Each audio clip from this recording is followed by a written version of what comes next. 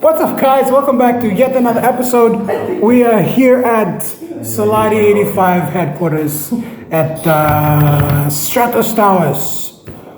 I thought it was Twin Towers first. I know this place is Twin Towers.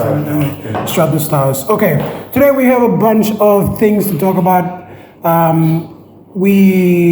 Someone asked us to talk about this who don't want to be named, so we don't want to put them out on public, but the first thing is how do we break bad habits or break cycles? Like if you just got out of school, high school, whatever, and you're trying, grade 12 just finished high school, by the way.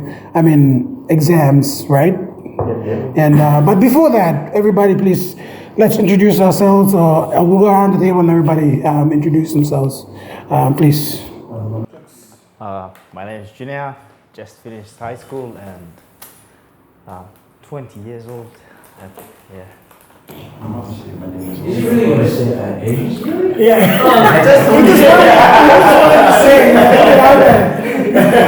That's what's fans, bro. That's why it's OnlyFans. Link Let him continue. Go on. Continue. Junior. What else was? Oh, that's it, I think, yeah. He's Junior, he's 20 years old for you guys who's 20 years old out there. Both of them in the same grade. Like, Victor. Hi guys, I'm Victor. I'm old enough. So yeah. Stay with the boys to discuss, so we'll see how we go. Calvin? Oh, yeah. Yeah. Okay, next. I'm Kelvin. That's it. My name is Leah. I'm Junior's. Why is it, brother? It doesn't matter. Personal trainer. Fantastic. My name is Jordan. I'm 38 years old. Just so that there's two people that said their ages today. That's the both ends of the spectrum to age group. Hi, I'm C. I'm just here to spin a yarn with the boys. Yeah. Ready? I was going to say Alfred.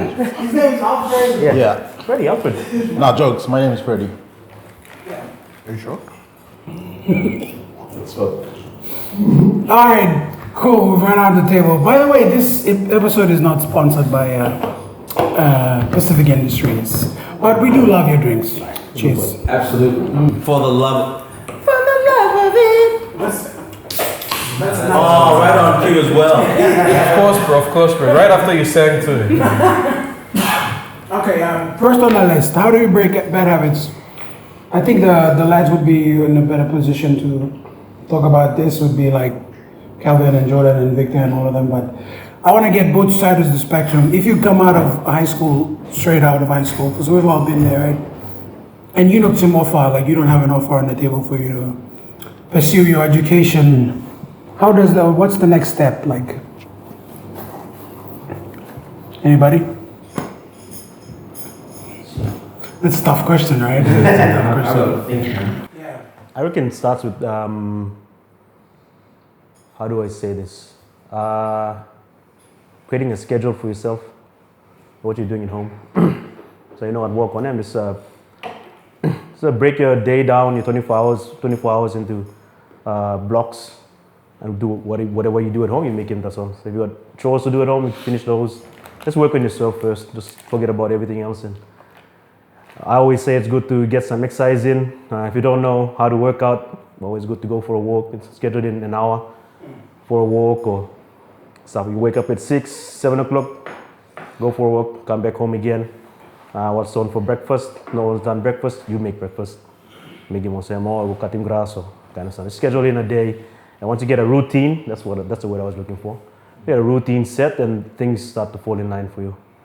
And you create a routine and things just flow instead of you just staying stagnant and you're locked up in four walls, and that's just a trap for you.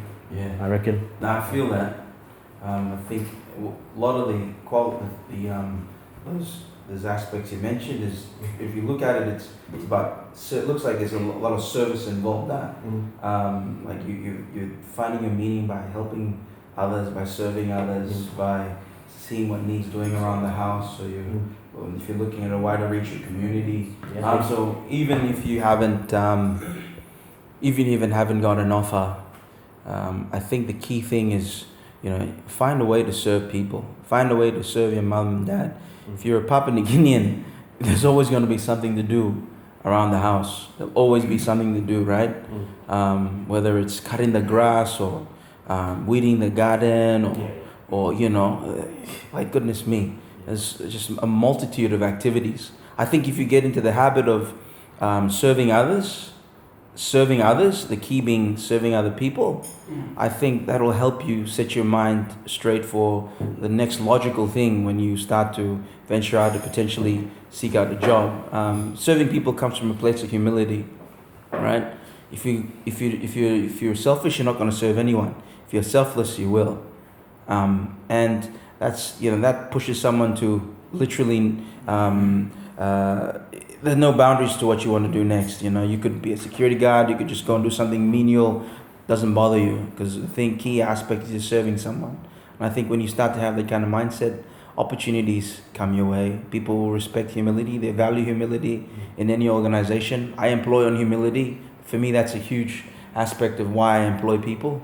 And for me, if you have those qualities in place, you'll go far. I'll go on a separate tangent. I think one of the big things is, like, when I remember when I was in year 10, like, I had no idea what I was going to do. When I finished year 12. Even when you finish year 12, when you're filling out the forms to go to university, you don't really have an idea of what you want to do. You ask your parents and stuff, get their opinions, but it's not really your idea.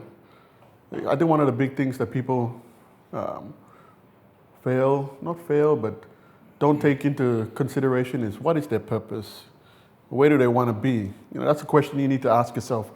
And just because you don't pass grade 12 or grade 10, it doesn't mean you're a failure. It just means that you're not good at that stuff. Okay? And then you need to find what you're good at and then shape your life towards that. I mean, like, there's a Japanese word called ikigai. Okay. You find your purpose. Okay, in finding your purpose, you also help your community. These are the offshoots of that.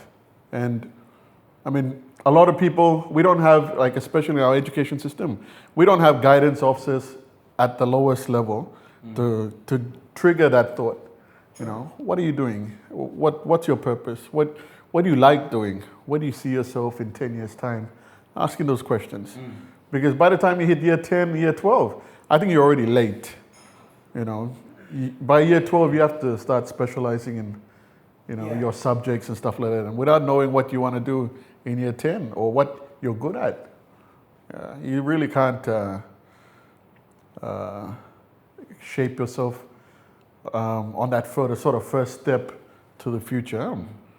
So you're already at a sort of like a shortfall. But then come to grade 12, like I said, it's not a failure to finish grade 10 without an offer. It doesn't mean anything, okay? Okay, it just means that you're not good at that stuff. And then you just need to find what you're good at. And there are alternate ways to get to. I'll give an example, like my dad. He got his offer to, grade 10 finish. He went to, at the time was that, Pomtech, Irubara Tech at the time. He did Irubara Tech, then the army sponsored him. He went to Unitech, and he joined straight into the army from that. There are many ways and paths available to achieve your goal. You just have to, all roads lead to think. Yeah. And there are plenty of people, like, there are a lot of tradesmen now. They've done the tech, and man, they live in Australia now because those skills are highly sought over there, and they've made themselves somebody.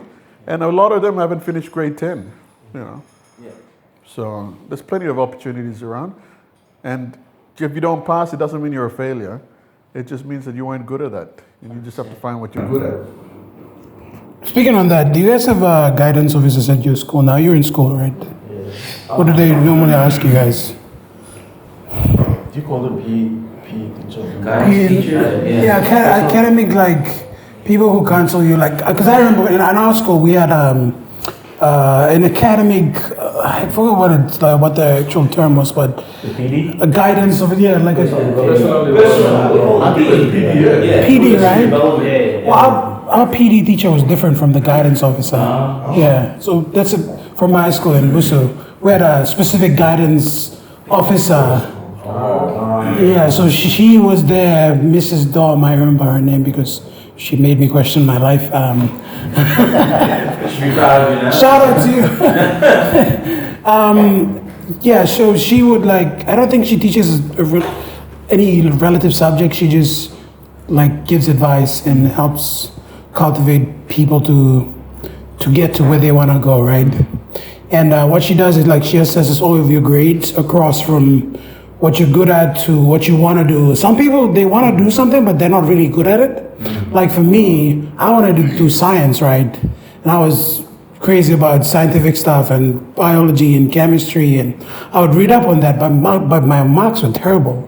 And my social science one was like, yeah, you know, I don't really like social science, but I'm good at it, like without putting any effort into it, right? And science, I would study hard, I would just do all of this extra mile things, but I wouldn't get the marks that I wanted to do.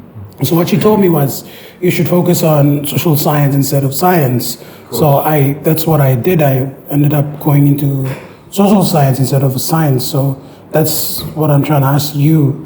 Is there someone who's like in school right now that helps you guys do that? Or? No, we don't have. We do have our deputy principal. She's in charge of welfare. So if students go up to her and see her regarding like their subject choices, and yeah, so sometimes she comes down to us and then pages us to go see her. Okay. Yeah, and then she'll talk to us about like our subject choices and the type of offers that we will be eligible to apply for. So yeah, but we don't have that's Yeah. Okay. That's different. I'm grateful I had that opportunity. Honestly. Man, some are struggling. We had no idea what we wanted to do by the time we hit World 12. We probably did, but I never went for guidance. Terrible. You never needed guidance, that's No. fine. You turn all right.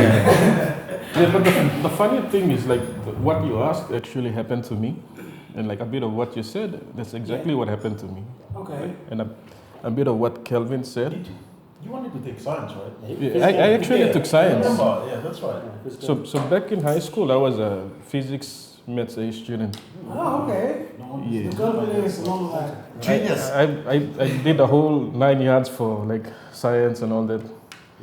And then like after grade 12, I sort of ended up getting a space anyway. So my first choice was Unitech to do, I think it was civil engineering, yeah, and science foundation second choice. And the funny thing is DBTI got me on my third choice as a motor vehicle mechanic. So like yeah, at that point in my life, I had to like really, like Kelvin said, you have to really like ask yourself, what is your purpose? Like, what do you really want to do? So the lucky thing for me back in high school, I took economics as my elective. So there was a bunch of science students like myself and my 4 other mates. We sort of didn't want to take geology, and we didn't want to take IT as our elective. So we elected to take economics. So I was one of those. We took economics. So the funny thing is, after the exams, like I did very well in economics, and I sort of stuffed physics, and I stuffed physics. Sort of is like you did well. I stuffed physics, bro. I stuffed physics, but I did well in maths A. So when I saw my marks, I had to like reevaluate myself, like Kelvin said. it's important to also like view it as a good thing. Yeah, Like probably for sure.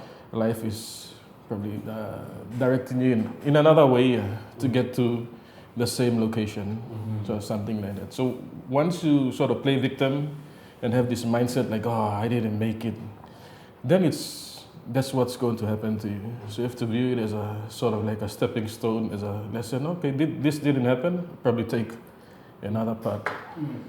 So after that, I sort of didn't get any offers. So I sort of took a gap year. Nah, it was not an intentional gap year. It was like, oh, you're gonna take a gap year now. Life gave you a gap. Yeah, life gave me a gap year, so I took it. Here you go, mate. So anyway, I spent that. Yeah, I sort of went to IBS, did a certificate course in accounting, and then I used that certificate with my marks from grade 12 to reapply to Divine Weather, and I actually got in. Oh, So wow, that's okay. that's how I became an accountant and a CPA and all that now. So like it's funny, a lot of my mates from high school were like, "What? You're an accountant?" But we took physics and all this. Like, yeah, I know, bro. Life's funny that way. So you see, like what most of what Kelvin and Jordan said is it's true. Like you can do a lot, like if you sort of like put an effort into what you're trying to achieve. Like you also have to have a plan type. Like if you have a vision or if you have small plans that sort of like gets you along that way each year or each month towards what you're trying to achieve. Like sort of have a vision of where you want to go and what you want to be. Like Kelvin said, you won't know what you want to be when you're in high school. It's funny, I wanted to be an engineer, and flip the script, now I'm somewhere else doing something else. And I'm happy where I am, things turned out differently, but You wouldn't have had it any other way. no. Yeah. It's funny you say that, brother, because for me it was a complete different perspective. When I was in high school, primary school, I knew that I belonged to the arts. Like I knew I would be somewhere drawing or painting. That was the dream, because that. And high school, everything aligned with getting into the arts, and then adulthood hits you and like, no, I actually need to do something useful, because I guess feeling that the idea of drawing and painting for people at that time would not allow me to earn a living. But strangely enough, by God's grace, I applied for Science Foundation, got the grades for it to come here to Moresby, but ended up going to architecture school. And I was a bit, I thought, man, I'm going to be in an industry that I feel probably is not the right time for it, but it was exactly what I was supposed to do. Uni was a breeze, I did not struggle one bit with that course. I felt everything was in alignment to get in that course, finish it, and now come out. And looking back, I think that's one tangent as well. You can probably think and feel, and you know that that's the path you're supposed to be on. And then there's a complete other end where you're not so sure, but you still end up where you're supposed to be. Exactly, yeah. That makes a lot of sense. Yeah, in retrospect, if you look at it from both perspectives, you still have to put in the work to get there, right? 100%. So have goals, have small goals. And then going back to what Steve said, if you're in a slump, have routines. And those routines will help you get small wins.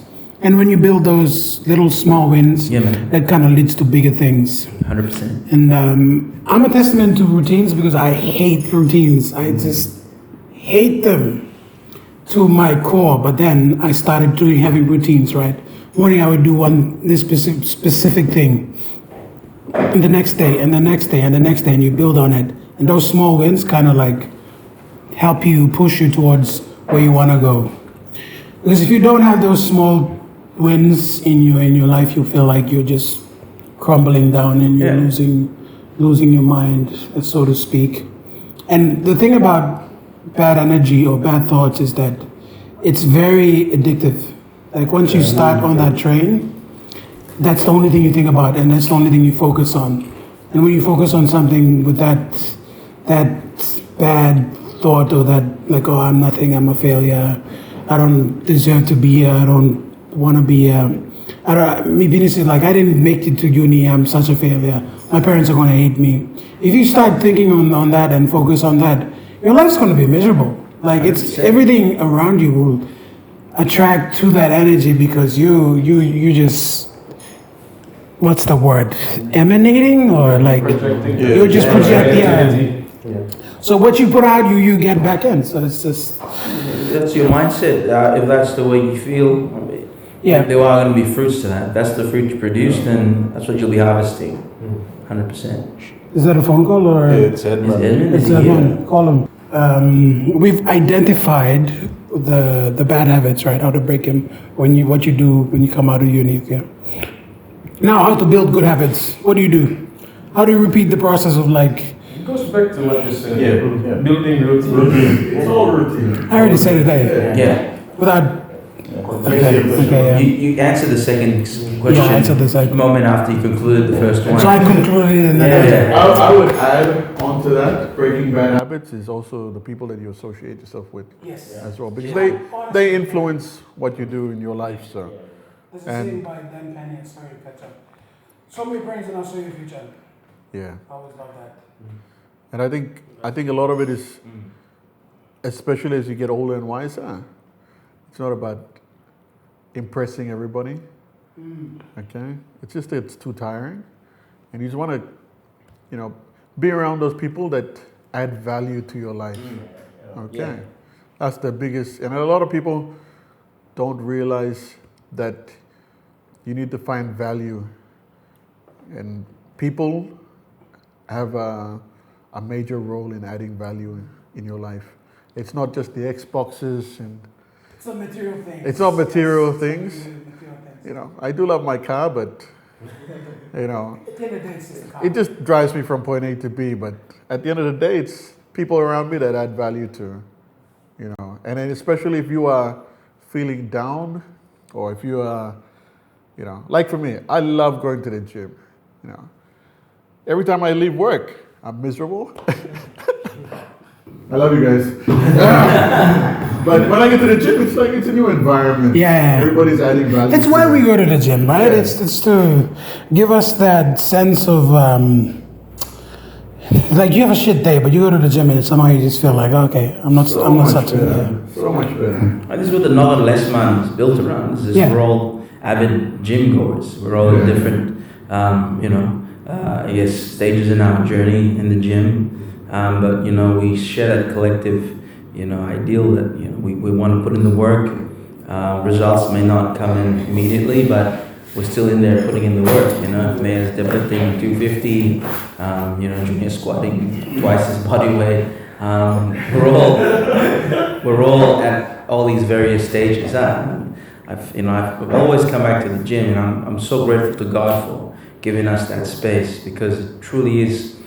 It's a beautiful environment where we get to connect with each other. We get to learn the principles of life as well, in terms of work ethic and results, and also you realize the ones who work the hardest are usually the most humble, right? And the ones who are most humble are the ones that are most approachable.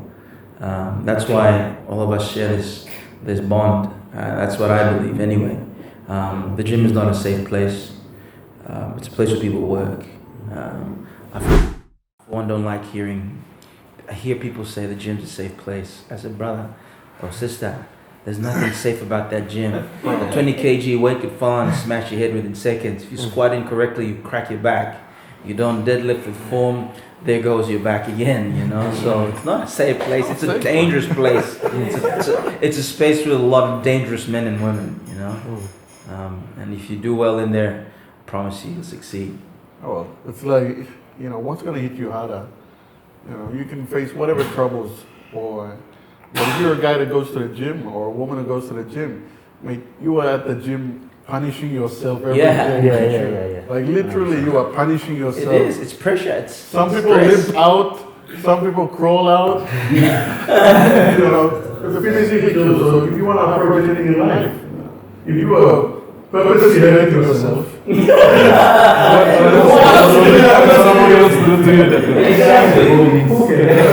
a great segue to hard work beats talent. Yeah. So separating hard work from talent. If you're a talent, And if you don't work hard, the talent's not going to manifest into something great, right? Yeah, man. How do we separate hard work, or how do we differentiate you being talented and you working hard to get there?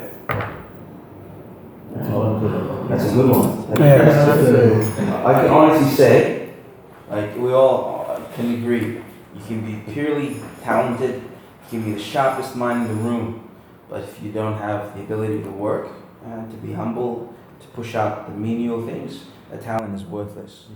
Again, I'll go back to when I hire. I could bring in the most talented graduate architect, sit down in front of me, but the moment I see he's got absolutely no humility, then I know that work ethic won't be there. It's talent is useless to me. Honestly, it's useless. I will not hire someone purely on talent. I will hire easily the guy with the weakest amount of becomes a design, probably the most weakest designer in his class.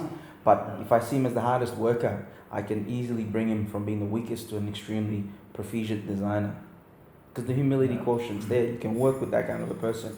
I think that's the problem with a lot of our people is they, especially when you come out of universities, tertiary institutions, you come up with all those beautiful grades. You rock up to a job interview thinking, degree, degree, that's talent. You think I got all the, and then you have all this expectation, and it just comes off as really prideful, and it's for me personally, I can't stand the sight of it. The moment I see it in anyone, I'm like, yeah, I don't want this person in my team. You are poison to the chemistry I'm trying to create in my company.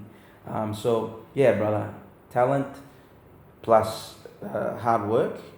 Honestly, that's what goes the distance. Talent alone will only take you far, so far, but it will not get you beyond anything great. To be honest. Yeah, I agree with you. I think I met someone this week.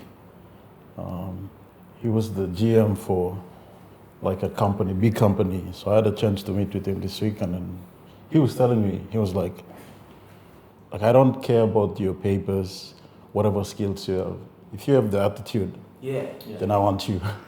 So I was like, okay, he's gonna ask me like, what do you do? Where is this, that?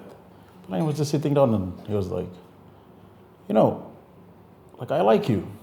I give you like a lot of hard time, but you keep showing up, show up. Like sometimes you don't do the things that I want you to do. And I was like, yeah, that's true. But then I was thinking like, okay, so why do you like me? He was like, I'm not really impressed with like all these things that you have piled up, like your papers, you want this. But if you have the attitude, then I look for that kind of people. And then it really kind of Stuck with you. Yeah, it was like, you try to go to school, you try to do this, you try to attain this, and then you think that, it will add value, because some things you need to have those to tick off. Yeah. But when it comes to actually doing the actual work, it's a different thing. You having a paper and then doing the actual work, it's not the, Absolutely. it's I always say it's not the same thing. It's like two folds. Like the paper is the compliance bit, and your performance is different. These two combine, and you get the job done. So And then it kind of took me back to last year. I was saying goodbye to someone who spent 40 years in the industry, where he was exiting out. So everyone was like, hey, come, we take a picture, And I walked up to him and I was asking him, what kind of books do you read? And then he was surprised. He was like everyone wants to take pictures with me and say this, and then you wanna know what kind of books I read? I was like, yeah. I wanna know what you, where you get your ideas, what kind of principles, what do you do? And then he was like, you know what? I'm not really a big fan of these management books and all these that you go to conferences and this. If you're good with working with people and know how to manage crisis and manage yourself, planning, doing all that, then you can do anything. And then he was telling me to go far in life and in whatever you do, you must always be willing to work hard. Work hard. and most importantly, have a family that supports you. That's the only two things. Yeah, man. And I was like, okay, thank you. I was like, that's all I wanted to No. get to know. And I was like, okay, all right, yeah. So I see him around. I say hi to him. So probably I'll ask him the next question, and then I'll let you guys know. Yeah, no, Nice. please. Yeah. What about you, see? Like you in the sports industry, Oh yeah. talent is a pretty big deal. Oh yeah, Yeah. yeah. So how do you manage that talent and then they got a work ethic and they want to put in the work? Like, what do you guys? What's your perspective on that? So I always tell this story about these two halves. So about the same age. I would say same age, but probably about 2 to 3 years difference. Yeah. So you have this student half is all talent. Bro. The things he would do with the ball, the plays he would call. He could see a player about 5 plays away, and he'd call it. I'm going to take 2 here, then I'm going to bring you here onto the left post. I'm going to hit this guy, I'm going to score there. He does it. That's on game day. That's talent. That's talent. And on Monday, he's a shit trainer. He's a shit trainer. And Monday is a red day, right? Sometimes they'd skip it. So this is like local comp. Some days they'd skip it, and the coaches, like all throughout the grades coming up, the coaches let him go. He gets you to win. If he can get you to win on Sunday, that's like local liga. If he gets you to win on Sunday, then that's the best we can do. He's been in and out of a couple clubs. He's been playing in the Port Moresby Rugby League for a while now, in and out of a couple clubs, and that's his story. I think I know who you're talking about. It's not me. I don't play for Wigman. It's not me. We've been trying to get this guy for a long time. He just says no. He just says no. He's found his purpose. Yeah. Watson's a different story. So Watson, he's a pretty good halfback. Style monkey. He's a pretty good halfback. He gets the job done. But one thing about Watson is he's just a hard worker. When he puts in the hard work, he's just something else. True. His competitive drive is one of those things where you just can't. You just have to have it in you. Because the things he does on the ball and off the ball, he had to learn them. With the kick placement and all this stuff, all the technical areas, he's had to really work hard to learn those. But bro, you can ask him who's the fastest in the team, and he'll tell you it's him. He's not the fastest. You can ask him who's the best box in the team, and he'll tell you it's him, but he'll get his shit pushed in by someone there. Definitely, someone's going to beat him up, but that's how much he believes in himself. That's the level of drive he has, and he's willing to work hard to get like this guy. Yeah. some of the things he does. Like he can be on one side of the field, Asa will kick the ball down, and he'll be screaming up to hit the fullback. He's nowhere near where Asa was. Fullback Sibale, Watson Simen finish. Force the line drop out, we get the ball back, we score a try. He's just working hard, and one of my favorite moments of his is the Island game, the World Cup game. It's like there was nothing happening, and like both teams were just busted, they were gone. And one mistake that come up, and who's there to pick up the loose ball? So Watson, kick him, so race score, catch him. It's not a halfback play. Halfbacks don't do that.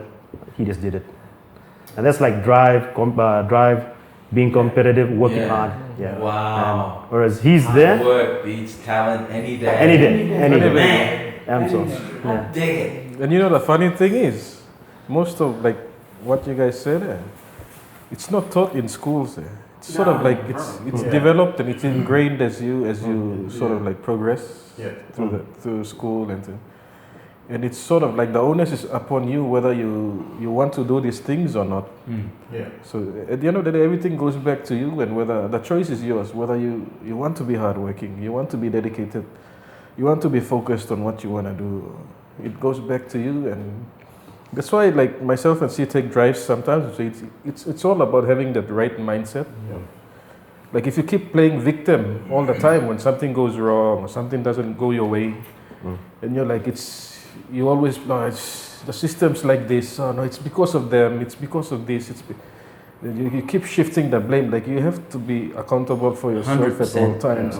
Accountability. Whether or not things go your way, still you have to have this mindset that, okay, they didn't go away for now. And then you have to refocus and re-strategize. Okay, what can we do better next time? Where did we go wrong? Like a lot of people who have 9 to 5s, like most of us here, like they only focus on most of this, like in work, we do plans, right? Plans to execute different tasks and all that. They only apply it at work, but you can see that you can apply it in your personal life as well. Like planning, like basic planning principles you can apply in your personal life. Like simple things like budgets. Budgets in like a lot of people, they go out, like they do not budget well. Like Jordan said last time, like living within your means. Like simple things like budgets. People don't make use of like the budgeting skills that they have. They apply it at work, but they don't. Funny things they don't apply it within. Them no budget time, them no applying with come out stuff. So like like Freddie, what you said about the GM that you met. Yeah. He was talking about attitude, and that's something that cannot be taught. You cannot learn it from anywhere else. It's ingrained in you. It's developed, and like that's just something that I realize now. Like everything that everybody said here, like you cannot teach attitude. Yeah, you can. Like Jordan said, humility. You cannot teach that. It's sort of like ingrained in you and then developed like through your life experiences, and when you. Like somebody can be a prideful person, and then they will have a certain life experience, and all of a sudden the whole worldview changes.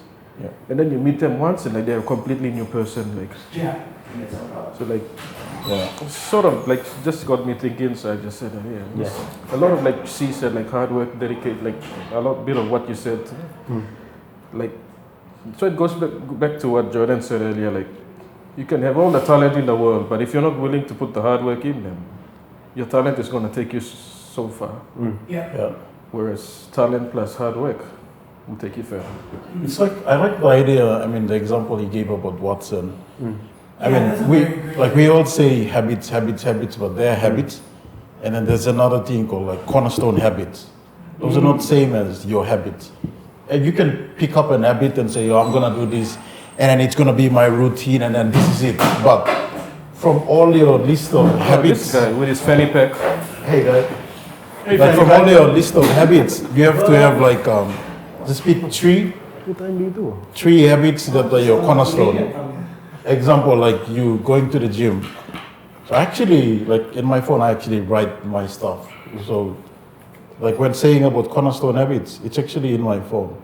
So I write. So punctuality is one of them. Yeah. I mean, that's so cornerstone habits. National planning, what do you expect? Gym, like friends and family, spiritual. You have to have like three, at least three. Like if you believe in Christianity, then at least pick one.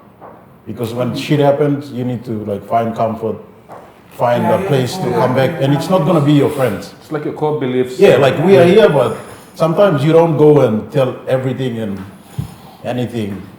You know, you go somewhere where you feel you want to put everything on the table, and then, like if you like for me, like I would pray, read my Bible like every day in the morning. So that's like my cornerstone habit. One of them is coming to the gym.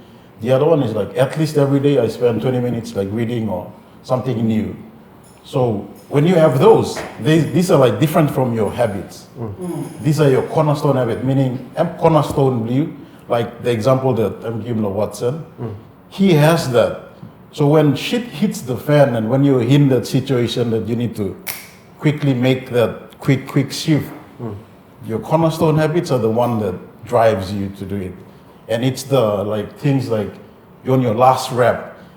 Nan blue die and you talk about making 5 but you go like one more and that's it. Like if you're at work, if you're working, then you know it's going shitty, but you have that drive because you put that drive somewhere else, and then that's fueling you somewhere else again to go ahead. And then like Kelvin said, at work, I'm stopped, like all the fuel I used, so he comes back to the gym because that's the cornerstone of it. You refuel and then you go back. And like to what MK has said, like, you know, you have to see the small wins to build, now move on. Yeah, true. There's this talk on TED Talk. I'll probably share the link with MK and then he can drop it on the link. Link in the bio. Yeah, link in the bio. So this person, this doctor says, gratitude rewires your brain. Yes. And that's like proven That's so science. true. Like every time you see that, oh, me failure, me this or this, you're gonna be there. Like it's there. You're gonna be just like that. But when you say, look, I didn't try probably better this way. I'll try it this way, and I know I can do it, and I'm gonna be okay.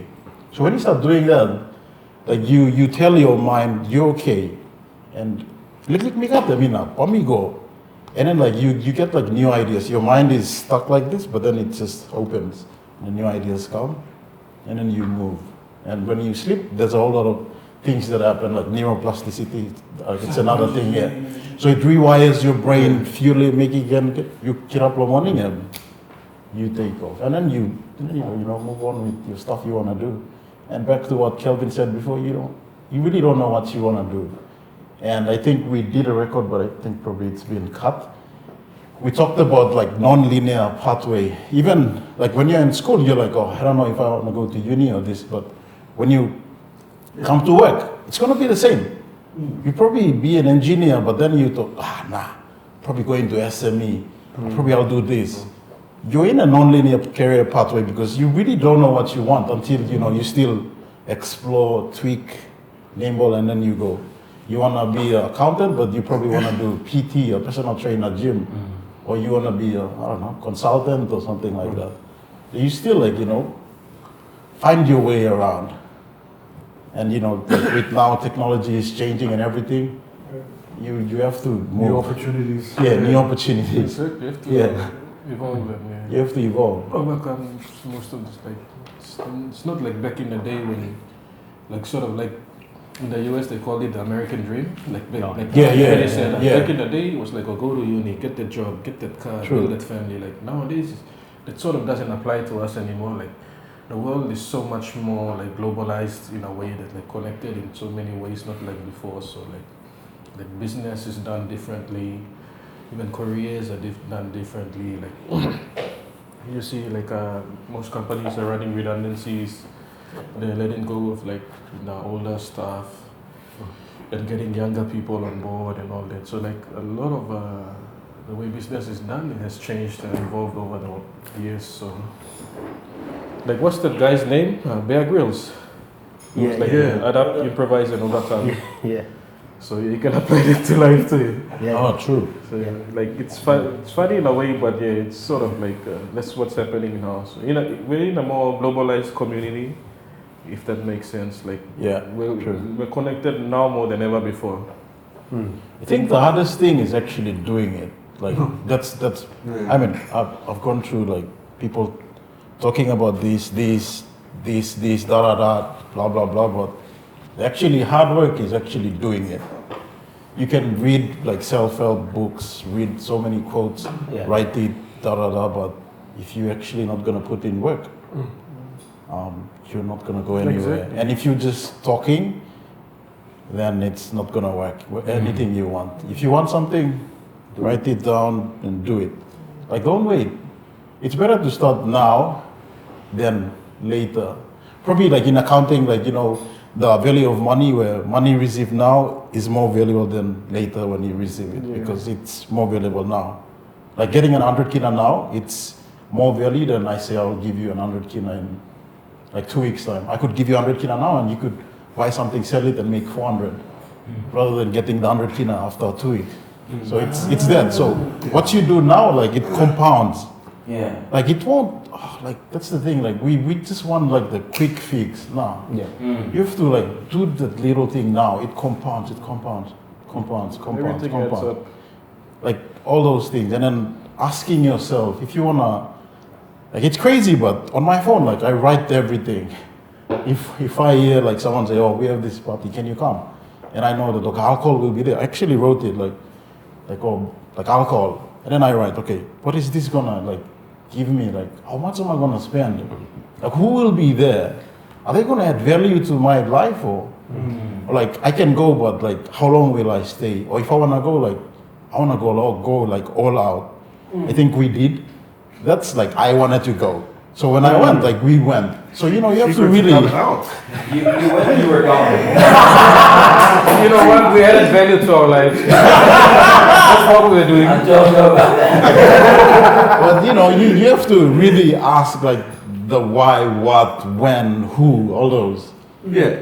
Yeah, no, Because if you don't, and you just like you're following the wind, going, yeah, you're just following the wind. Like I was telling my house people like a week ago, they were talking about something, and I was like, I just listened to them when they were done. I was like, you are where you are because of you. And they were like, what? Wow. Yeah, you're where you are because of you. No one else to blame. If you're not there, then it's you. Hold yourself accountable. Yeah. It's not anyone else. And it's you. Like even in the gym, like basic principle. If you're not pushing heavy weights and you're expecting to push 100, you won't get there. What's that saying I posted up? The weights don't lie. Yeah. If you can't lift it, you can't lift it. You can't lift it. And the other takeaway, like I like to see it as well, is like if you like ego lifting goes way beyond the gym as well. Yeah, man. Like if you want to lift really, really heavy, you have to lift like the 15 kg with like good, perfect effort. It compounds. What it does, it compounds. And then after some months or a year, you're gonna push that 100. Yeah, man. But if you wanna like quickly get, I don't know, because someone is there or everyone is looking, so you wanna quickly, you know, impress someone, you maybe can lift that 100. But that attitude, that approach, you will take it somewhere with you. You won't know, but it will come out somewhere. Like if you're at work, then you'll do an ego lifting at work. Like when something is happening, you probably say something without noticing that you're insulting someone. And then to someone like Jordan was saying, like people who work hard, like they're the quietest one. They'll see you, they'll be like, Oh, okay. nah, man, talk nothing stuff. Yeah. Shit, I should stop being loud in here. Yeah. No, that's different. that's founded. It's supposed to be loud in the gym, yeah. But basically for me, it's like, if you say you want to do something, do it. Where you are is because of you. And your habits are different than cornerstone habits. If you don't know, just look it up. Like, just look it up, type what is a cornerstone habit. It's good to pick only 3. So like see it as those are the habits that fuels your other stuff. Like if you like drawing, put like 3 cornerstone habits and then see where it wires up to. Because they are your foundations. They put the discipline in you and they build you up. So even though you go somewhere else and you know if people shake you, whatever, but you shake na puran but you go ahead. Because foundation I'm strong. If I'm not strong, I'm puran. You won't go anywhere. I like to add that, you know, like I was an instructor up at Golden when I was in the Army, and you can be as dumb as a doorknob and come to Golden. Like literally, you can be the most stupidest person and come. But, you know, like we said, talent can only get you so far. Yeah. Once you get into a routine, you get those checklists done. Man, some of these guys, why do you think I was all genius organizer? True. You know, Yeah. like some of these guys who do tracking, they don't know shit about tracking, but once you tell them, okay, you see this little patch, number of steps, you divide it or something, that's the number of people there. Islam man, Islam baby. Right? So another person, shit, this guy must have come out of Star Wars or something. But no, he's got a basic talent, then he's done training to compound it, build on it, and it's the same as everything else here. 100%. True. He was talking about cornerstones. In the army, they train you to take out the cornerstone of your enemy. Sure. Okay? You find out what the center of gravity is, what their main objective or the purpose. Okay? Then you try understand what their critical requirements are. Looking at those critical requirements, you find out what are those critical vulnerabilities that hold up this center of gravity. Then you target these In the way those pillars. vulnerabilities. Yeah. So, in your life, understand what your vulnerabilities are. Create those checklists that allow you to not self-sabotage yourself. True. You know, get up in the morning, like he said, get up in the morning, do the things that you need to do. Build daily routines. Once you build those routines, you've knocked off those easy stuff out of the way. And then now you try to get more knowledge. Find out more about your purpose. Build, just continuously build on yourself. Eventually people will look at you. It's like we hear these stories about, security guards and boss crews, they saved up money. They only did their little routine of ticking the boxes, building themselves up. They had that little purpose. Okay, and they knew it was going to take years. They accepted it, but they just worked on it every day, continuously. Now they have businesses, they run cruises, and those people that were making fun of them, they're still catching the bus. Yeah, 100%. So, there are little tools in life that can assist you. You need to go out and find out what those tools are. And mate, you'll be a Jedi at the end of the year. Honestly. Absolutely. All right, we're going to move to the next one. That was brilliant. Career path or business path? That's a big one. So I'm going to reset the cameras and then career path or business, like Career path or business? Yeah. Should you start a business or should you go to work for someone? Before any of you guys say, I just want to say, there's a lot of bad, how do I say this? Or the trendy thing now is for everyone to start a business and quit the 9-to-5s and everybody's jumping on that train, But what I see is people like, reset it. A lot of people don't understand that, like, for some people, they can't start a business with nothing, right? Every business, you have to start from somewhere. And if it means getting a job for you to build the foundations to start your own business eventually, you have to do it that way. 100%. Agree.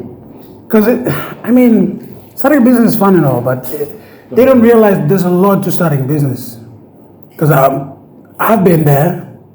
It's hard, man. No one tells you about the little things. You got to think about everything, and I mean everything. When you're like, if you have a job, you do your job and you get paid, and that's all you worry about, right? When you run a business, you have to think about your everything, like cash flow, rent, equipment, taxes, filing, clients. You have to deal with the file management, do your plans for your future. Think about the little email signatures, And then balance your life. website, and then like you have to be a functional human being, right? And go out and like do stuff on a normal basis. And like, to people who start their business, I give you all the glory and the praise you deserve. But it doesn't start off as easy as that, right? You pick up as you go along, and you have to find a starting point for you to go there. But with saying that, a lot of people start the business, and most businesses fail within the first 5 years because of the fact that they don't see all the little things that need to be done in order for a business to stay afloat. Right. With that in mind, it's not for everyone. If you wanna be happy in life and be content with what you have, then being content is one more thing. A lot of people, we just want more. We just want more. I want this, I want this, I want this, I want all this. But we don't realize what we have. And then I think what you said, being grateful for what you have, is probably the best thing you can do right now, whether you have a job or you don't have a job or you want to start a business later in the future. Anyway. No, I'm with you, man. 100%. I think it's important to note that not everyone is built to run businesses. It's also important to know not everyone is built to run or be in long-term careers. But I think with every business owner, I think a majority of them actually had some sort of a career before they headed into the direction of heading into business. I have a lot of distinct examples.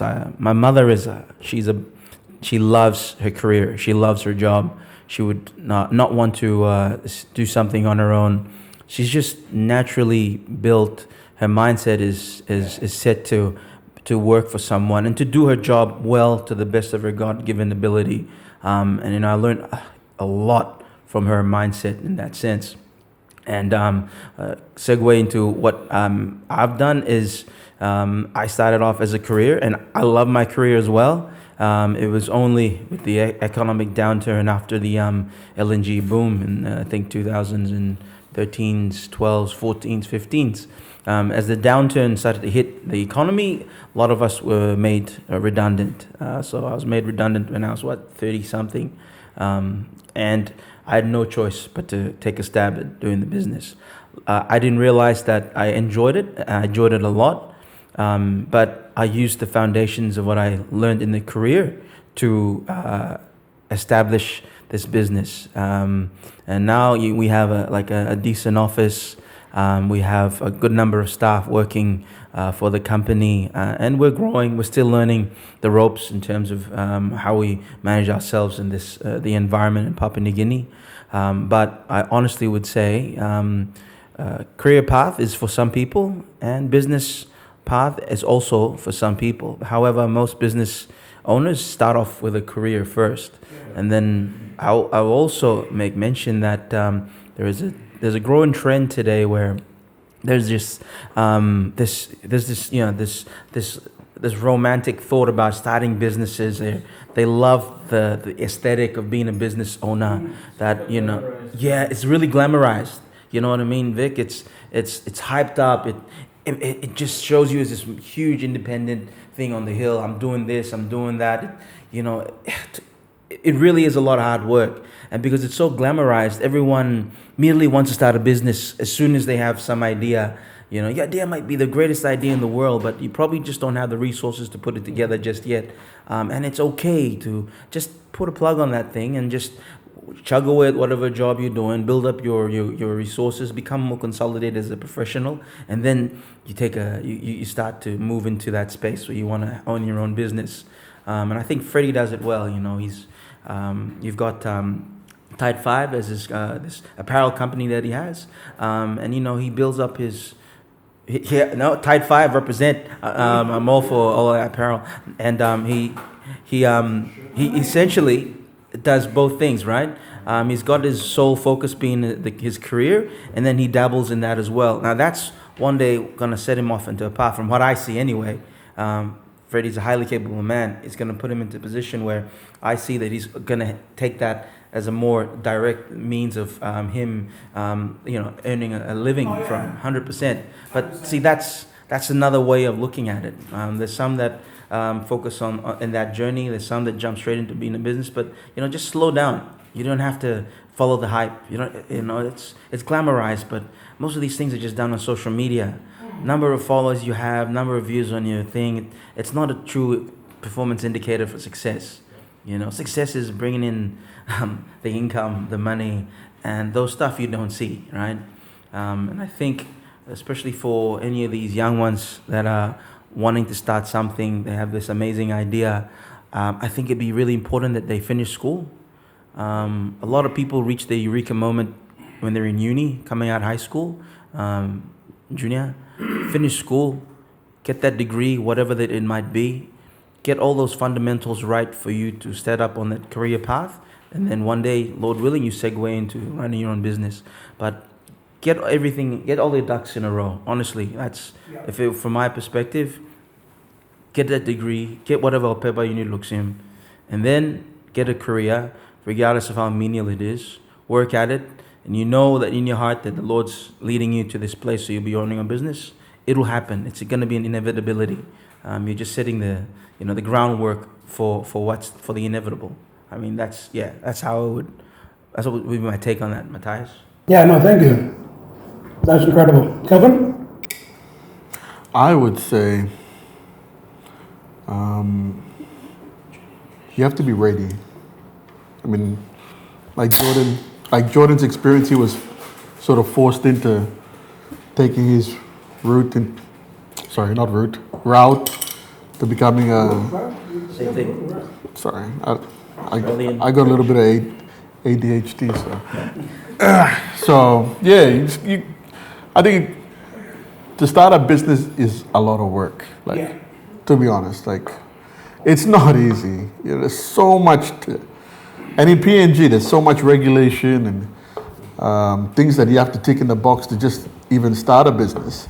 And then after that is just managing the company. And a big applause to Jordan. You know, I think the core thing out of this is the discipline that you have to have to run a business. That's the biggest thing.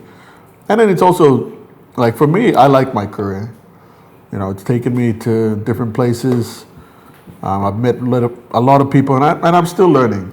You know, I don't think I'm in a position to sort of start a big business. You know, I might dabble in a few things on the side. You know, get my cousins to sell boy on the street or kind of stuff. Hey, that makes money. So, as long as there's a alternate source of income, that's all you're talking about.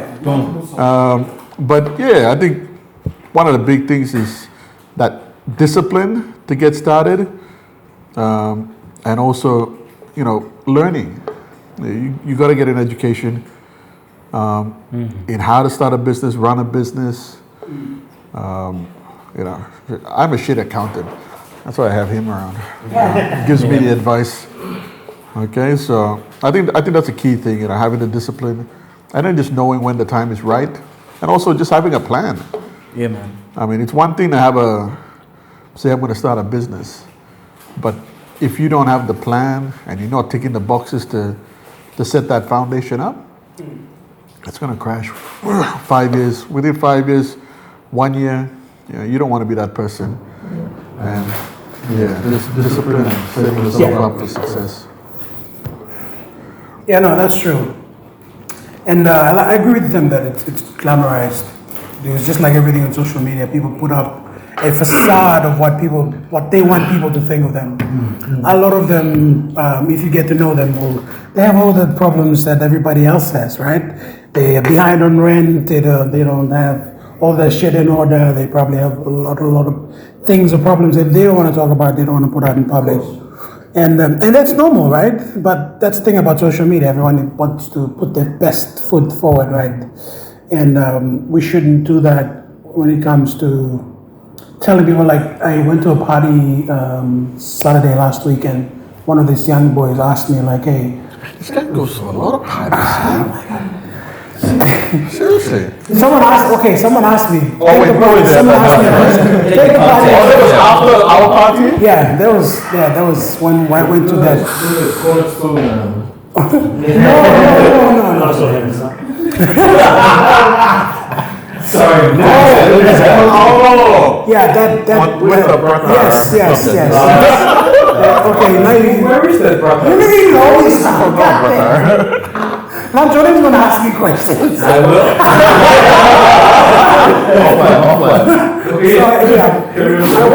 Bad angel. This young kid, right? Good kid. He's from where I'm from, Simu, a different part of Simu, but on the same road. And he asked me, like, how are you so successful?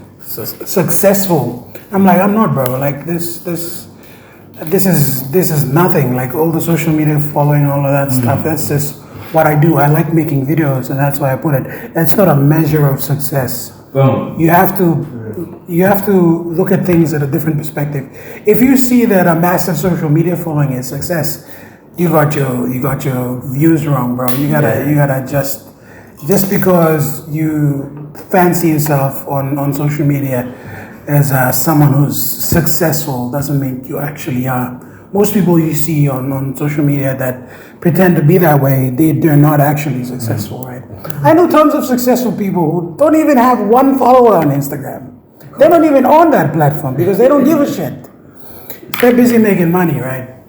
I told him that kind of shifted his whole perspective. Yeah. So he asked me, so what do I do? Like, how do I become someone who's successful? And I'm like, bro, you just gotta work hard, try a lot of different things. And one thing I remember I asked him and he didn't have an answer for was, what are you interested in? Like, besides school, what do you want to do? Like, what interests you? And he said, oh, nothing, just hanging out with my friends, drinking.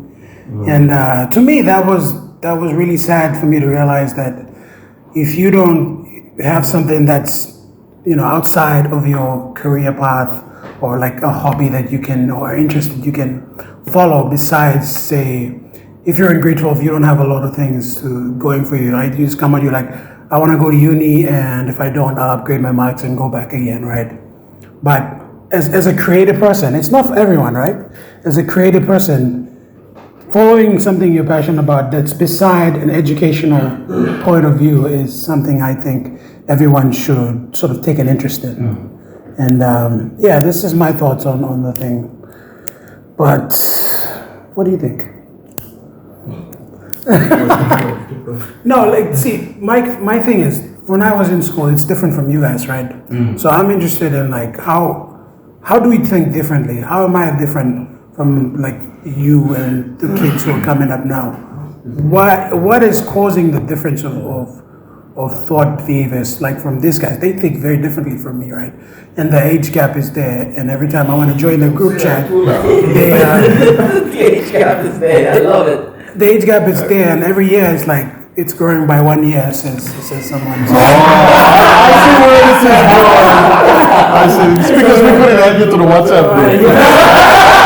I see. Wait, you need to qualify. I think he's qualified already. Yeah, right? Come on. We said 30. Write my name down. Other point. And then next year it'll be +1. So every year, but yeah, tell me, Jokes, man.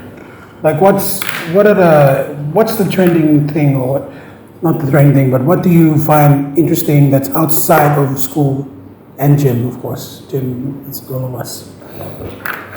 Do you include gym in it? I mean, it is your passion. Yeah, I mean, Because I've been quiet for the past. Thank you. My take on this is what you're willing to lose.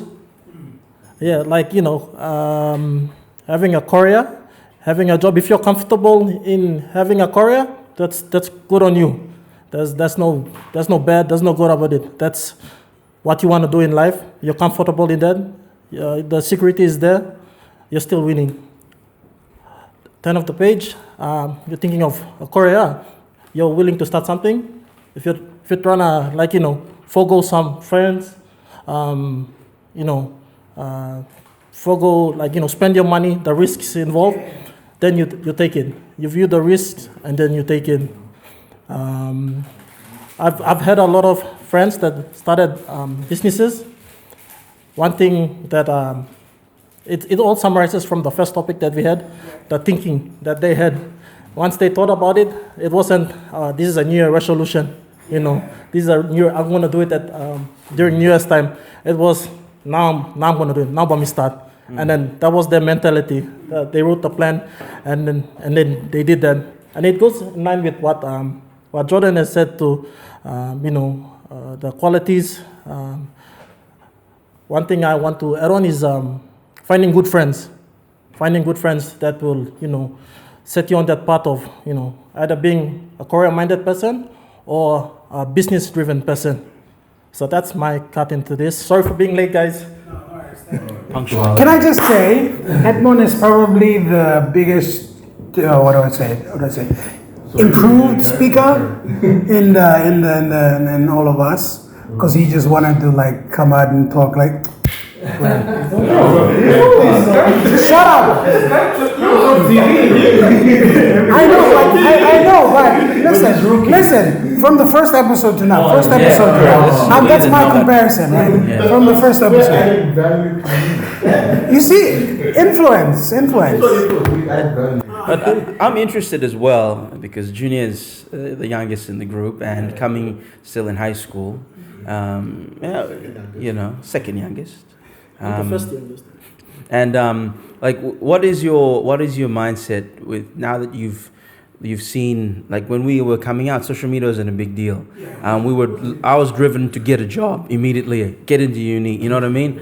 But you, with all that awareness that you have with Instagram, Facebook, TikTok, whatever that it might be, what's your mindset, Junior? Like, when you come out, what's on your mind when you're known for? And mind you, you're very capable. We know you're very capable in school. You're very smart, extremely sharp. We've said it. You could easily be an astronaut, physicist, a neurosurgeon. Correct, and still be able to squat 3 times your body weight. So we're not, you come highly praised from amongst your own brothers here. What is your position coming out from high school? Is uni something that you want to do, or do you have something that you want to? What is it like? Just give us an understanding so they understand the context and comparison.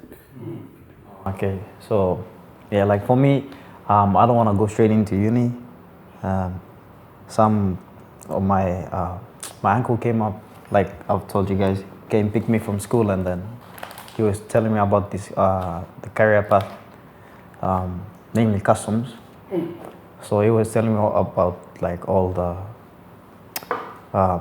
the trainings you get, all the benefits, the different opportunities you get, and like the places and people you meet with, and amount of information you get from that career path.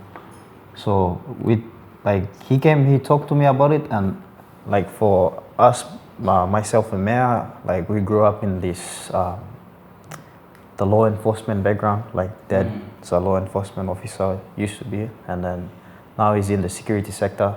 So with the whole of our life growing up is just in the security sector. So with the customs thing he brought up, it was like I'm already like exposed to these things. So for me, I'd have like a good chance of like succeeding in that career path and like going up the ranks. So when he came and saw me, I was like, okay, that sounds like a good something that I have confidence that I'm gonna succeed more. Your background, with background. Yes. Something that you're really interested in. Yes. Well, when you say customs, like what in particular? Because there's customs like different. I think it's very broad. right? Yeah. Is it enforcement? Enforcement, yeah. Especially the customs intelligence. Customs intelligence. Okay.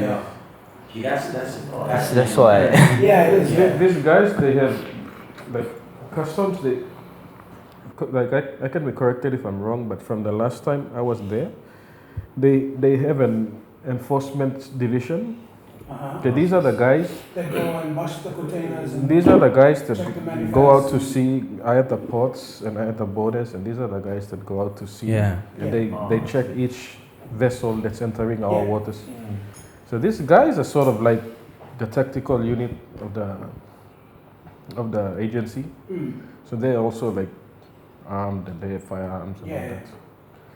So those are the enforcement agents, and I didn't know they have a So you're going for the intelligence agent till now. So kudos to customs, brother. Step up. No, it's fascinating. The path is very similar to what they used to do in the past. They went and they grabbed people straight out of high school. Right? Oh. That's what they did. Because then they're fresh out and they don't have any, how do I say that? It's like prior knowledge, so they can mold them. Correct. Into And they start young. So when they come out, they're extremely young, but highly equipped, extremely brilliant at what they're doing. My dad went through the same thing with air traffic control. They got him straight at high school. Same thing. I think for a lot of our fathers would have been the same thing. Uni was not anything on their mind at all. So me coming to secondary school and bang, the bankers college got this guy. Now these guys are bank managers. They're GMs. Boom. Yeah, that's fascinating. Same with our dad. Like he's a grade 10 dropout. He came straight out, went joined the reserve police. And then joined the missing mines back in the day. So he joined as one of the security officers there, and then he worked his way up. He became the security manager for the mines, and then he was the last person to close the mines down. And then it's a pretty big deal. We moved to Mosby, and then like he joined all these little security firms, and then ended up working with BAT, British American Tobacco, as their storm and delivery driver. So he started his way from down there all the way up, worked his way up, went into the different departments. Yes, the different departments. And so he ended up like working in all the departments, and then he worked his way up to the security manager, and then now he's left We went to Solomon Islands. He was the national security manager for British American Tobacco Solomon Islands. And then we came back here, and he's left British American Tobacco, and now he's with Paradise Foods Limited. Right. He's the national security manager now. So yeah. So we're not gonna go on the boat trip right now.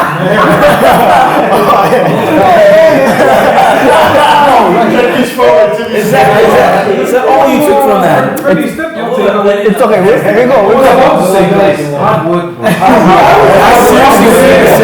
We go. What? I mean, look, man. Like, I see your father all the time at the car park. For those who don't know, Matt and Junior, their dad absolutely supports what his sons are doing in the gym. He's there for them. He's waiting for them. I mean, Father, whenever you get the chance to see this, well done. We love you. You're a father to us all. Give this guy a round of applause.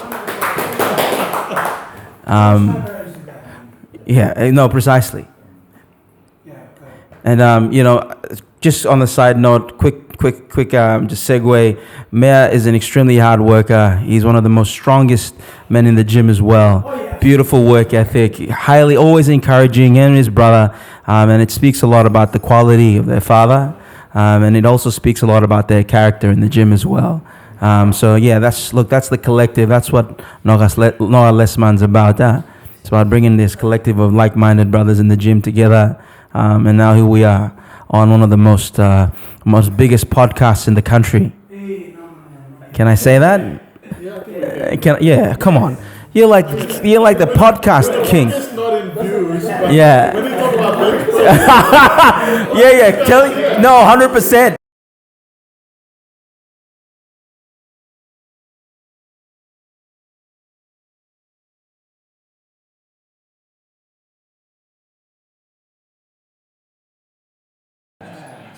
All right, just adding on about Mayor. One of our key values today was humility, and he was actually invited by Bagia to go and compete for National Powerlifting Championships. Our young friend turned him down because he felt he wasn't ready. Bro. But bro, we were there, bro. Yeah. You would have kicked ass. He was injured. I recovered, but he recovered by I then. wasn't ready, prepared. So That's like, Ready version of you next year. All right, let's just for the record, may I just tell us your numbers currently? Bench, squat, deadlift, the three kings of the gym. Your best numbers. Weakest, it's 130. Don't worry. Bench and hit chest day. You and me, my guy. That's you and me, easily. I love deadlift. My deadlift is 252. Yeah!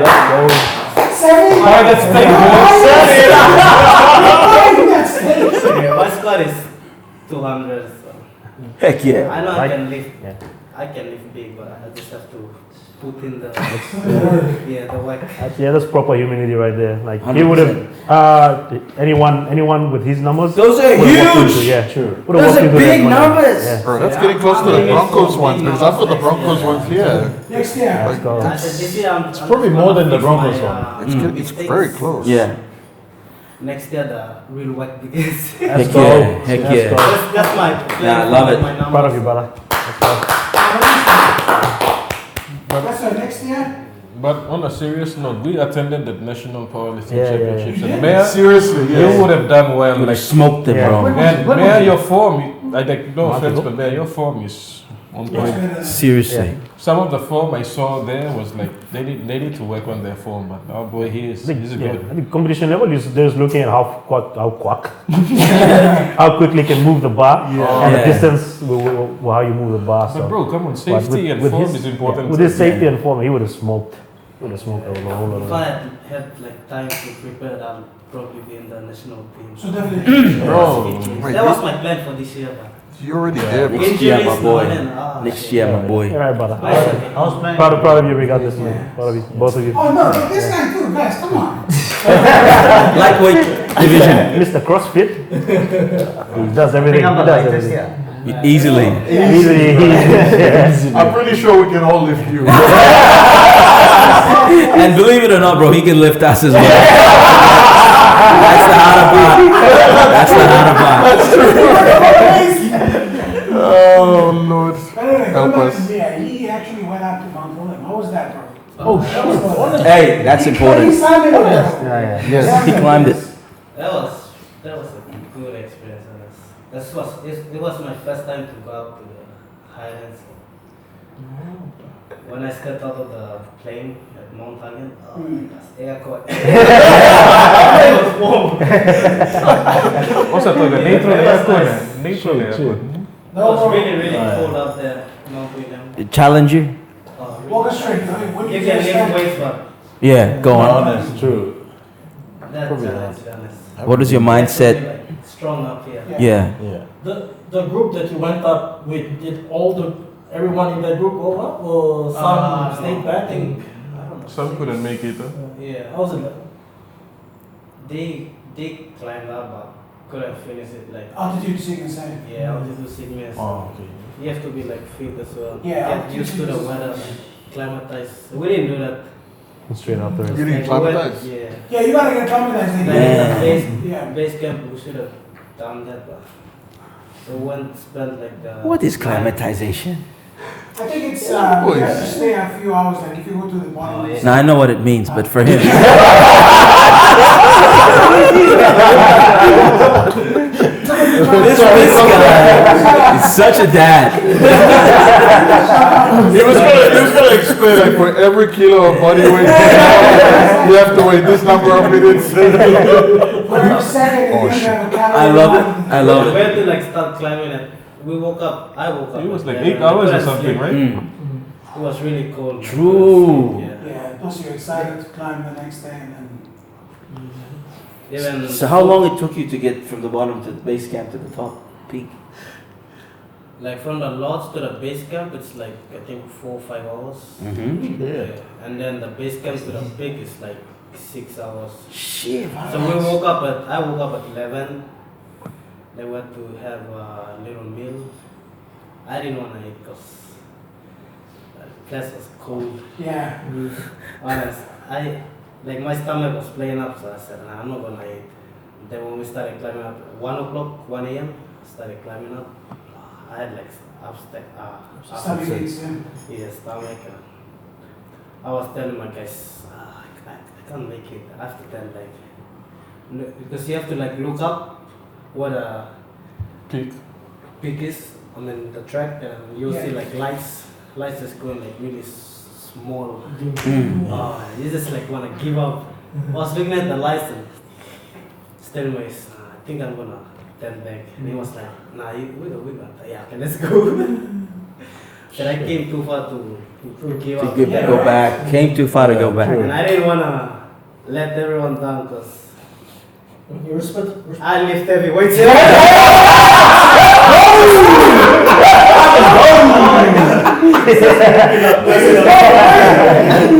And to be truthful, I would not expect. I would expect him to finish that climb. I thought you would be first up the Yeah. mountain.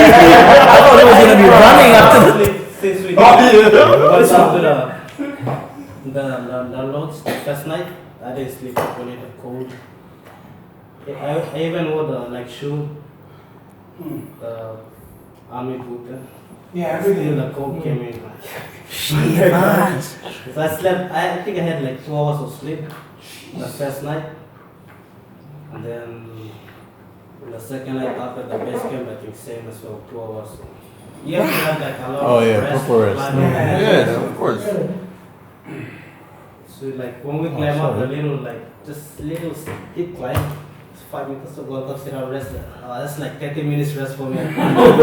So I took like naps, like sleep, look cold. In between. Bro. Like 2 a.m. I had to do like 30 minutes nap. Jeez. Then we started climbing. With the sunset, the sunrise was Beautiful. Worth it, huh? best. I should go. You should ask. Brady, we should go in. We should go actually. Yeah. Nah, I'm not gonna do that. You're So it took definitely me like coming 10 down. hours to reach the Peak, It's a definitely. peak. Yeah. Wow, that's a full day's work. one started 1 a.m. and then 10:30 a.m. you reach the peak. Then you have to walk back down again and reach the base camp around 4, 5 o'clock. Then we have to walk back to the lodge again. It's like we arrive at the lodge at around 10:30.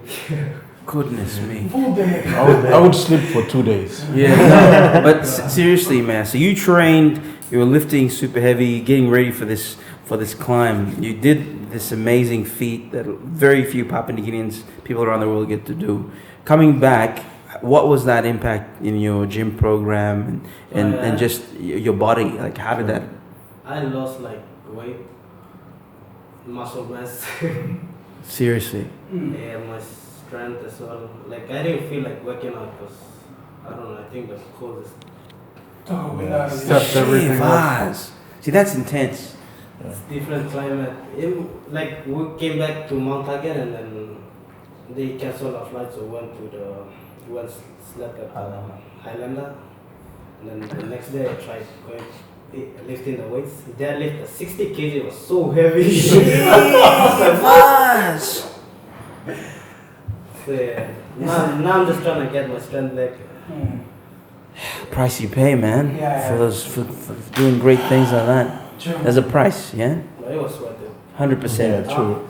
I'm planning to do it again. Here we go. Typical Maya mindset. Maya mindset. Sogeri hikers were doing it. So. Oh yeah. So very hikers, thank you for taking care of our boy. Yeah, we've been doing like hikes here at Sogeri, so it helped. Yeah, no, Oh, yeah, sure. of course. Shiva. Thanks, man, I appreciate it. Yeah, no, that was a good insight. Good insight into Mount William. I'm good with the hikes in life. Yeah, we should be. Okay, moving on to the final topic of today. And we got 30 minutes on the board. Is it? And your time starts now. The time starts now. What are the 10 commandments? I just did a restart. Jordan will answer that. Yeah, just inflation in general, accountants will define it. There you go. What is inflation? For those who do not know. From a layman's perspective, inflation. No, we want an accountant's perspective. And Pull both. up your notes on the phone. Inflation is when like the value of money, like the purchasing power of money, like decreases because the price of and cost of goods sold has increased because the purchasing power of money decreases. Yeah. Does it mean the government is printing too much money and there's too much money circulating? That's the thing. The PNG government, like previously, we never printed our own money.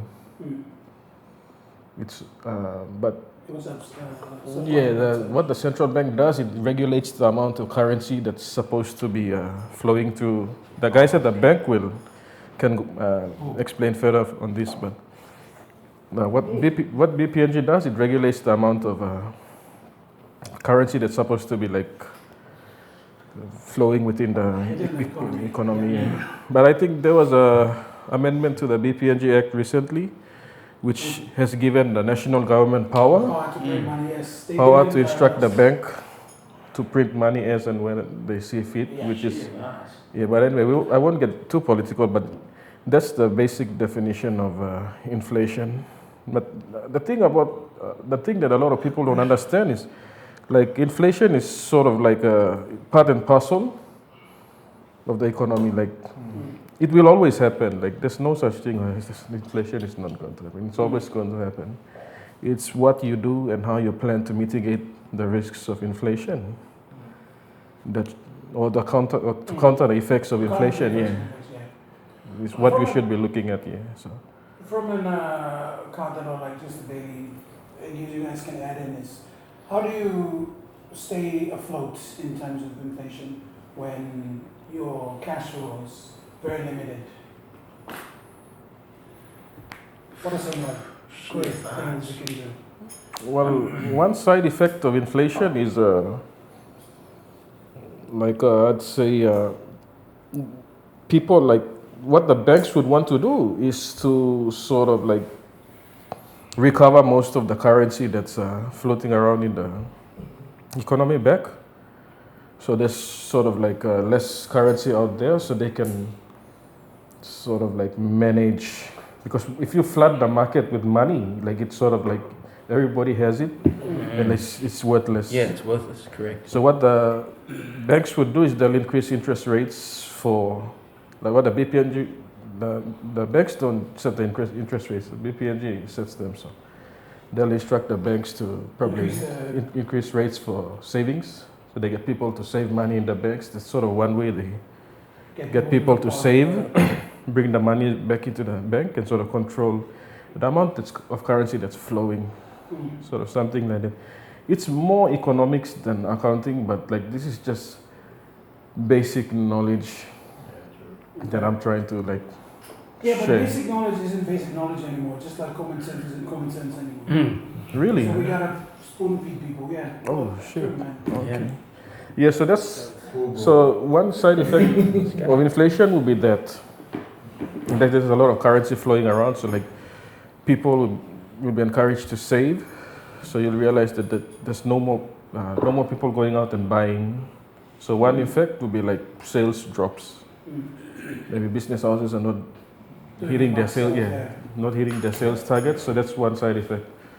Sales will drop, and like for shops and probably like service companies, service-based businesses too, they might not be getting a lot of agreements or such in place. It also affects maybe Jordan can go into this, like the building sector, like high inflation costs will also increase construction costs and overhead costs. Like it increases overhead costs across the board, like power and utilities, like everything. So like the cost of running a business also it automatically increases because the price of everything will increase. So like you sort of have to do cutbacks somewhere. And usually the cutbacks are mainly done with the the workforce. Usually we have to cut back on some stuff. Labor force. So usually during inflation, one of the big side effects is because they have to do a cutback somewhere, and it's usually easier to just cut back on labor because you need raw materials, you need your overheads, you need this and that. So like most companies are willing to let go of labor and just do it at a minimum cost. Jared, you're in a service-based construction industry, right? What's that been like so far? Well, from when I started, things were a lot. Just to put it plainly, things were cheaper. Construction, because we, as architects, we tend to. There's a lot of ways we estimate bills, right? Once you've been in the industry for a while, you get an understanding of how much kina per square meter it is to build a certain kind of building, whether it's residential, commercial, institutional.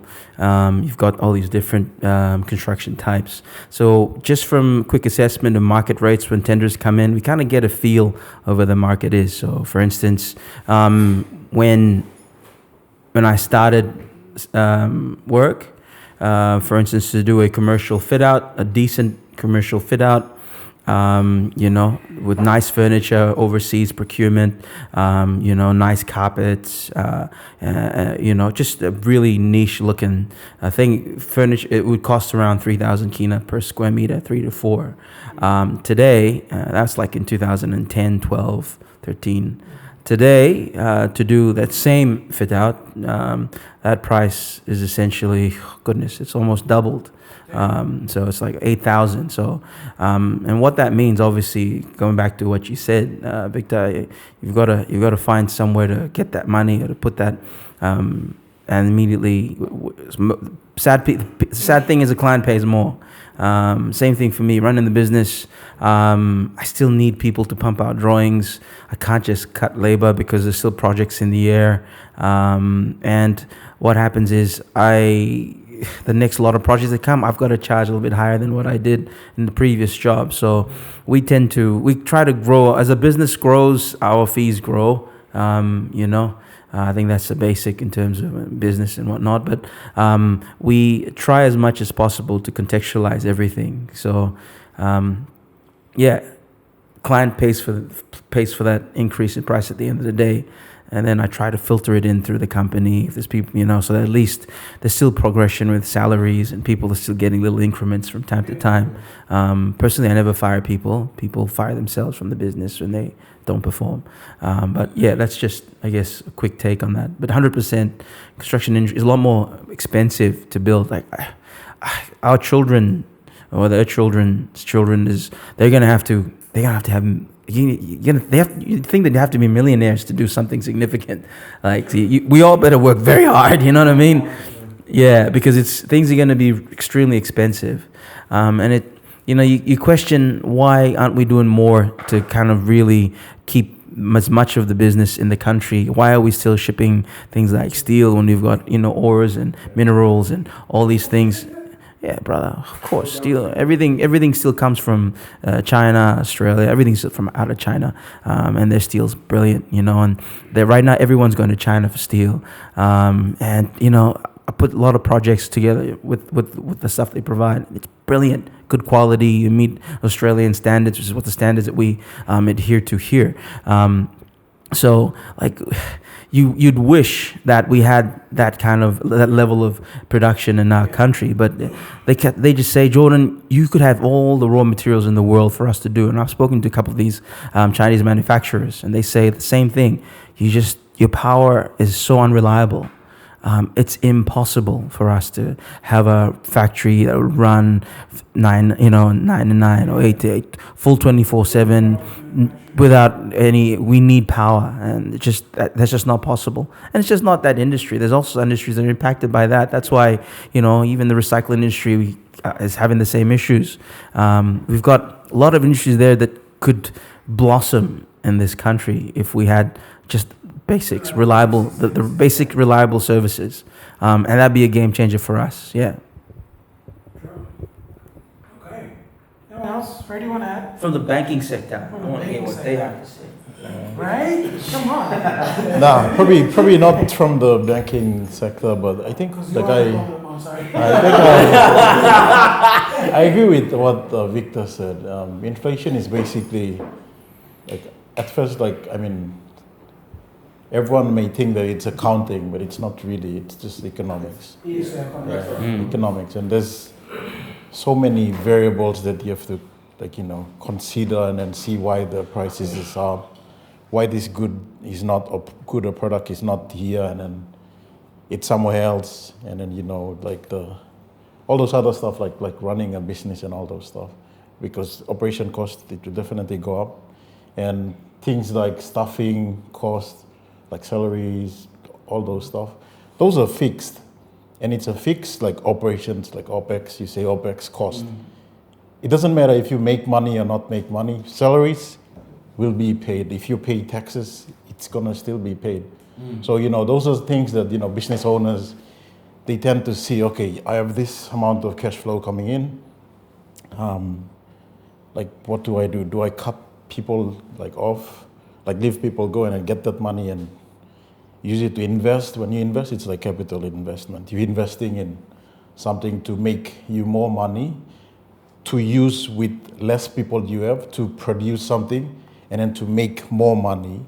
And then when you want to do all those, you have to consider, accounting here, you have to have a good accountant, so they make your financial decisions. They tell you, okay, Jordan, you have these 3 projects, and there are options. It will bring you this amount of money. I think they say, what's the word?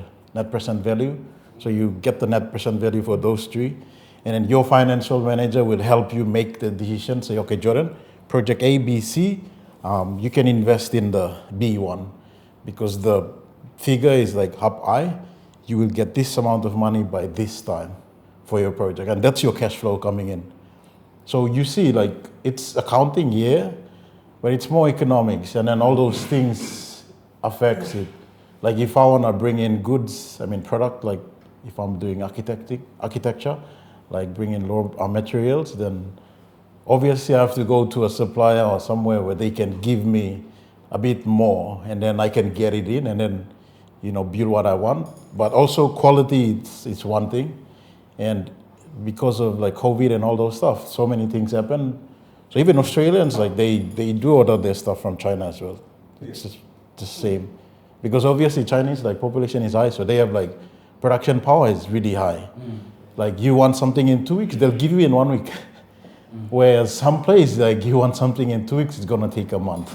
They'll be like, oh sorry, da da da. So there's like so many things happening, and then it's like government politics. Something happens, if they change something, it affects everything. So what I would say is basically, if you're running a business or trying to assess and see like how you wanna make your way through, it's basically like there's a thing called, I think, a Pestel analysis. Like it's an analysis you do: political, economical, social, technology, legal, and all those. So you put all those things down, and then you wanna run your business. Like say in 5 years time, I wanna do this. So this is my market. Okay, these are the impacts.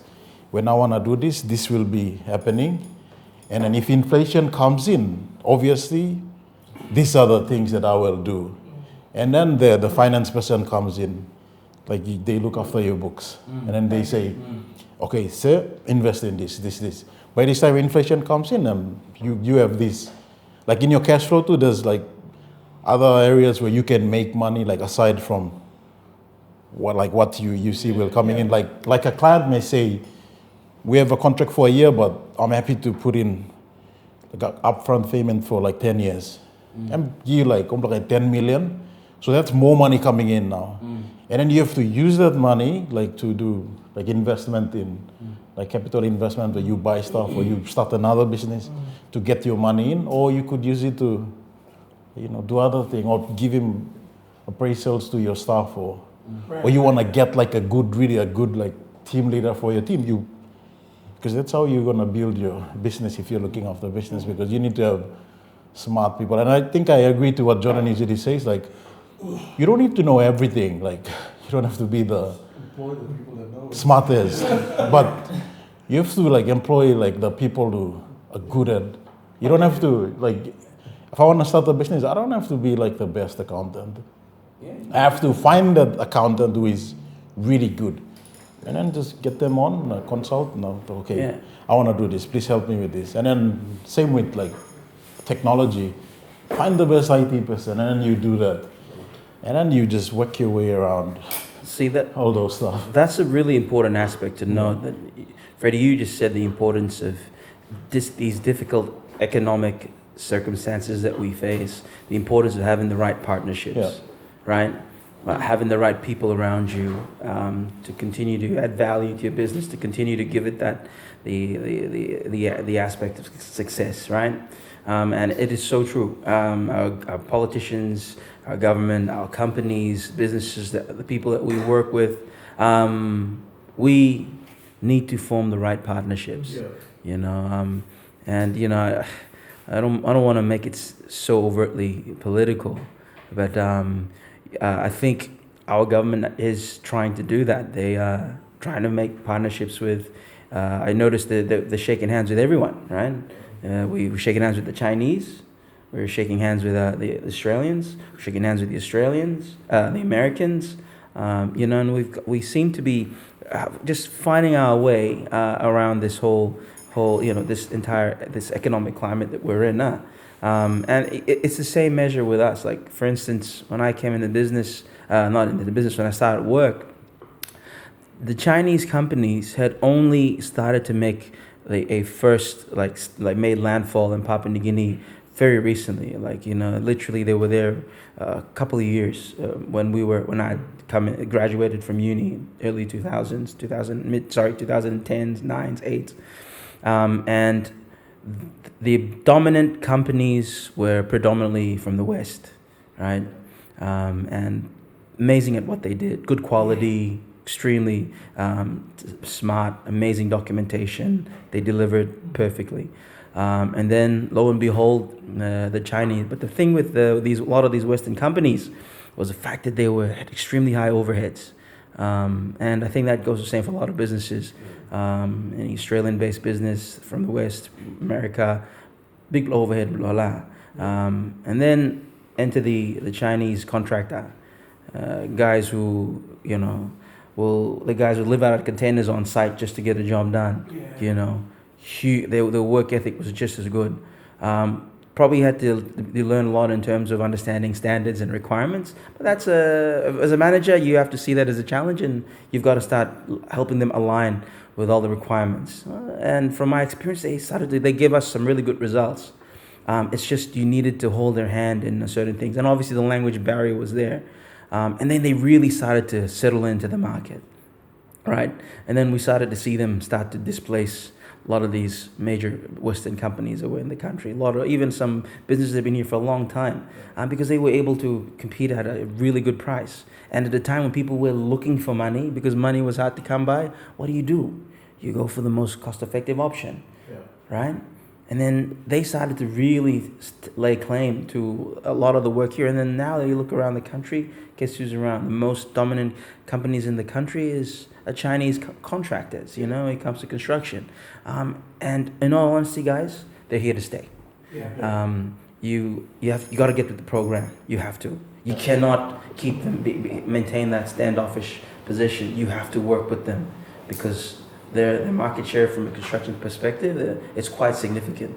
You just got to play ball with them, and then you've just got to make sure everything is all aligned with all of our Papua New Guinean requirements, and the Papua New requirements are then aligned with the Australian requirements, because our Building Act is not quite there yet. It will be there one day, but it's not there yet, right? And it's just making them walk that fine line.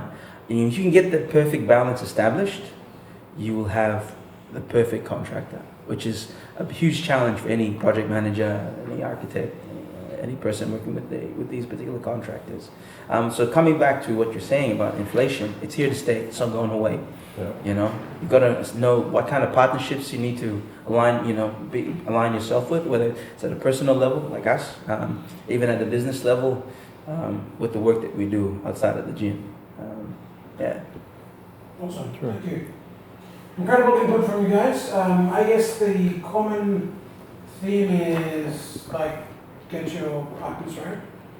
Select your circle of perfect people. That's why you're my partner. And inflation is here to stay. If you're a minimum wage worker, just live below your means, live within your means. Cut back on unnecessary costs. Drinking, smoking, all the bad things you do. Yeah, man. We know, as a person, that it's bad for you and you still do it. So cut back on all of the excessive stuff and do your budgets. It's who you hang out with.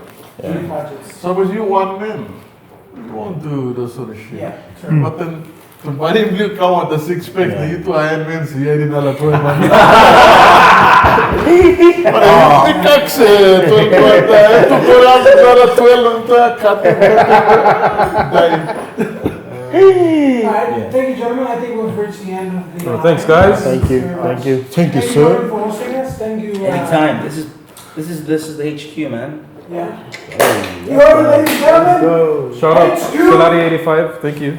That's the biggest podcast in PNG. If you need architectural design, construction, or accounting, or anything else, we've covered We covered everything. Yeah. Your weightlifting advice, your strength training Oh advice. yes, Mia is a Personal trainer, right here. Personal trainer. Accounting, physio. Yeah, physio. Yes, physio. We need recovery. National planning. Long-term planning. He's the best physio. Almost without him. Yeah, man. Thanks to him. Physio. Yes, physio, right? Hey, don't forget yourself. Oh, Photography, yes. media, Everything. Everything behind the camera. I'm not trying gonna to say actually, I'm trying to niche down, I'm trying to build brands now, so. Heck yeah. Yeah, that's the thing. All Alright, signing out guys, thank you very much. Sayonara. So you know, Do the clap or? we're gonna do the clap. 3, 2, 1.